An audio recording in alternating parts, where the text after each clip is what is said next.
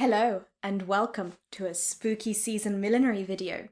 My name is Ilona, I'm a milliner based in London and today I'm making a feather hat. My hat will be based on these three words, vintage, vampire, goth. In this video I'd like to take you through my design and thinking process. I'll be covering what inspired me to make this hat and I'll go over my reasons for using certain materials over others. Towards the end of the video I'll even talk about hat fastenings. Just remember, this is my preferred method. There is no right or wrong way, just whatever works for you. Let's gather the materials and get started.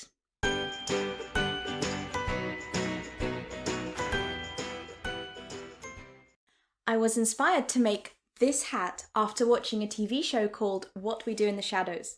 It's a mockumentary-style sitcom that follows the lives of vampires living together in New York. One of the vampires, Nadia, wears this headdress in the first episode of season 3. And I thought, my goodness, I must make this. I thought that this would have been a feathered headdress. Because of the shine it has, I also assumed that it would have been made using iridescent feathers. But it turns out it was a felt structure covered in stretch fabric that only looked like feathers. I was gutted. I wanted to use this project as an opportunity to work with feathers, which is something that I have not yet attempted. So then I thought, oh well, never mind. Let me make something that Nadia may have worn. In my head, Nadia was now my client and I was designing for her. Hence my theme of vintage vampire goth. I ordered myself some cockerel tail feathers on a fringe. They are naturally iridescent, which means that they have a colour shifting effect depending on the lighting that they are in. These particular ones had also been over-dyed in black for even more colour depth. I scribbled down this quick sketch, which I based on a 1950s vintage casque hat shape. Casque hats are calo hats that invade your face, a little bit like this. This effect is most often achieved by cascading feathers, but can also be made in felt or fabric with cutaways. Here are some tools and materials that I used for this hat. For a more comprehensive list, have a look at the description box below. While you're looking down there, please consider liking and subscribing. This helps my videos reach more people. Why not also leave me a comment? Maybe you have a question for me about the techniques in this video. I'll do my best to answer all your queries. As I'm going to be working with a felt base, I need to wax some thread. To wax the thread, I have cut 10 lengths from my thread spool. Then I'm holding the threads at the center and pulling them through the block of beeswax several times. My iron is set to a hot dry setting and I'm going to place my thread in between a sheet of paper and drag the threads through under the iron. Once I am done, I can store my thread on an empty thread spool. This makes it really easy to save them for later as the threads don't get tangled. To make the base, I am measuring around my standard calo half hat base.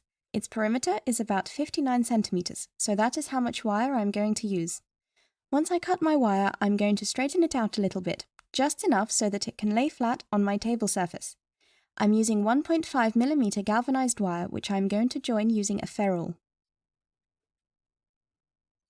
I'm going to shape my wire into a thin oval and then curve it to fit a head. You can do this by pressing the extremities of your thin oval either on a poupée crown block on your own head or over your thigh. To give the base some substance, I am using felt offcuts. Specifically, Brim edge offcuts work really well for this. I don't like to throw offcuts away, so I always keep them in a separate drawer in my cupboard. They are great for making flowers, adding padding to hats that are too big, or, as I'm showing you now, you can even make a whole new hat out of them. I am using mini clothes pegs to hold my felt in place while I find the perfect fit. Once I've positioned my felt to fill out my wire, I've marked and cut it to size. Then I'm going to sew it in place using a wire stitch. I'll link to a more comprehensive video on this technique in the top right. To sew it all together, I'm using the waxed thread from earlier. I'm also running some stitches at the middle felt join. I'm making sure that they are invisible on the underside as I plan not to line this hat. I'm very sorry about the darkness of the black from the overhead camera here. It gets better later in the video when I figured out how to increase the exposure.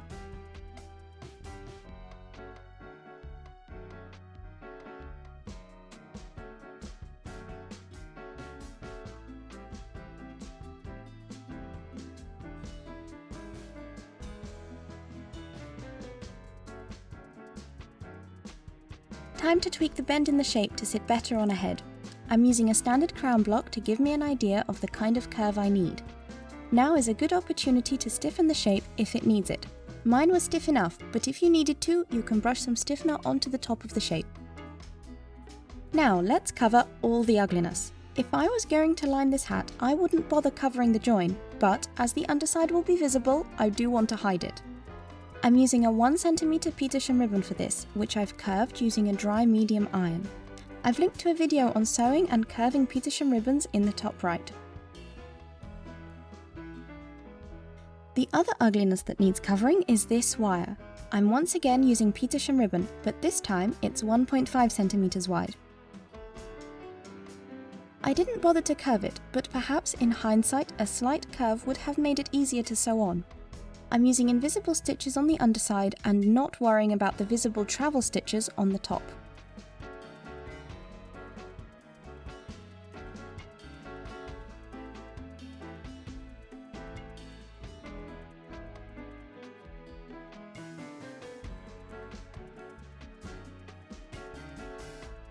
Then it's time to sew in my label and fastenings. I know it seems a little bit odd to add what are usually the finishing touches now, but I'm doing this because I have thought ahead. Once I sew my feathers on, it will be more difficult for me to stitch anything else to the hat invisibly or without damaging the feathers. I'm also going to add some crisp veiling ribbon to the back of the hat base. I love this material as a hat fastening. Once you put a couple of bobby pins through it, the hat is practically glued onto your head. You can also use crin, which is sometimes known as horsehair, although these days it's not actually horsehair.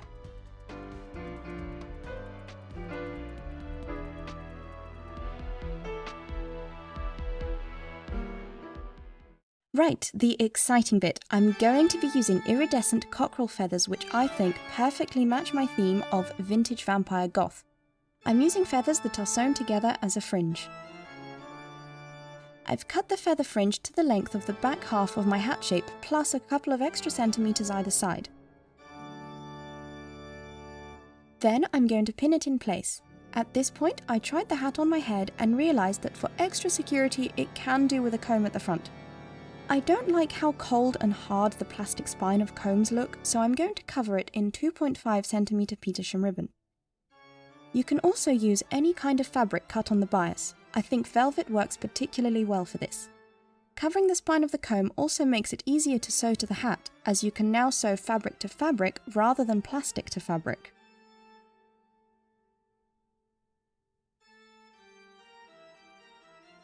Next, I'm sewing the feathers in place.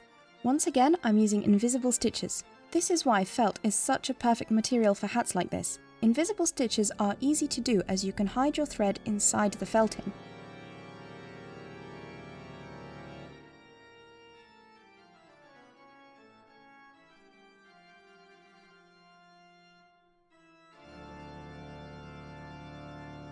Now I need to cover the binding of the feathers. I could have just used petersham ribbon, or maybe a row of sequins or something like that, but I wanted this hat to be a little extra, so I'm adding more feathers. I've pulled a couple out from the fringe and I'm going to strip the ends down so that I am left with a small teardrop at the top.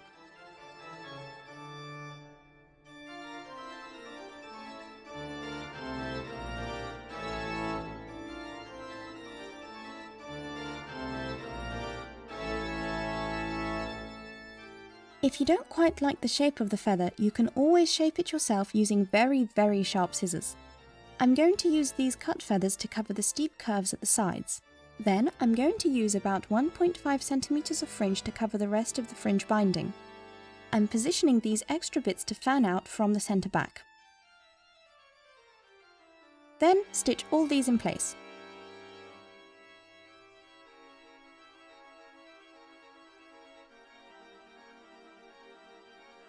Lastly, I need to cover the remaining visible bit of fringe binding. I'm going to use a beaded motif. I was also considering using Swarovski crystals, but then I thought that would be a little too brash and more suited to a showgirls and Vegas theme rather than vintage Vampire Goth. I think this beaded motif has a subtle gothy Victorian feel to it. And here's the finished hat. I have one last tip for keeping feathered hats in good shape. I'm going to post it to my Instagram. Follow me there @ByAlonaMillinery.